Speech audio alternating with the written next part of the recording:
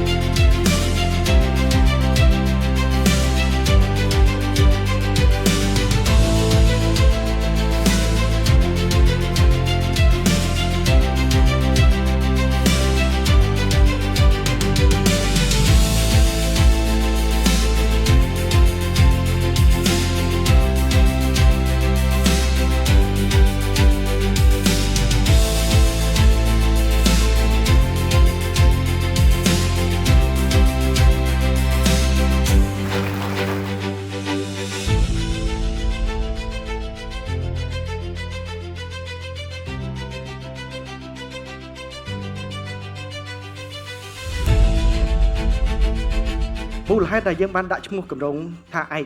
ពីព្រោះថាពាក្យថាឯកគឺជាពាក្យមួយដែលស័ក្តិសមបំផុតសម្រាប់ឆ្លុះបញ្ចាំងអំពីគោលគំនិតស្នូលរបស់គម្រោងមួយនេះពីព្រោះឯកគឺសំដៅទៅលើឯកជនភាពនិងភាពល្អឯកនៃការរស់នៅដោយខ្ញុំសង្ឃឹមយ៉ាងមុតមាំថាគម្រោងមួយនេះនឹងផ្ដល់ការរស់នៅដ៏ល្អឯកតែមានឯកជនភាពខ្ពស់បំផុតទៅឲ្យអតិថិជនរបស់យើងទាំងអស់ខ្ញុំបាទសូមធ្វើការថ្លែងអំណរគុណយ៉ាងជ្រាលជ្រៅទៅដល់ទ្រង់អាយដាមលោកជំទាវលោកអ្នកអុកញ៉ា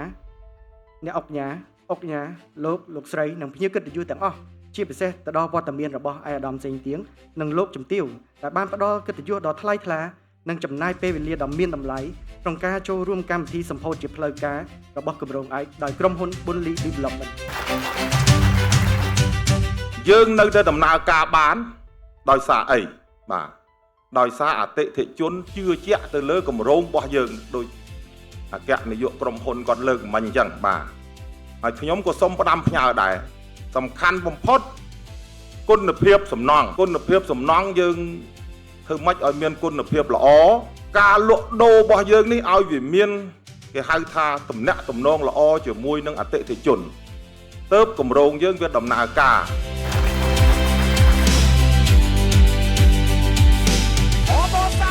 ពិធីសម្ពោធបើកលក់ជាផ្លូវការគម្រោងឯករបស់ Bunli Development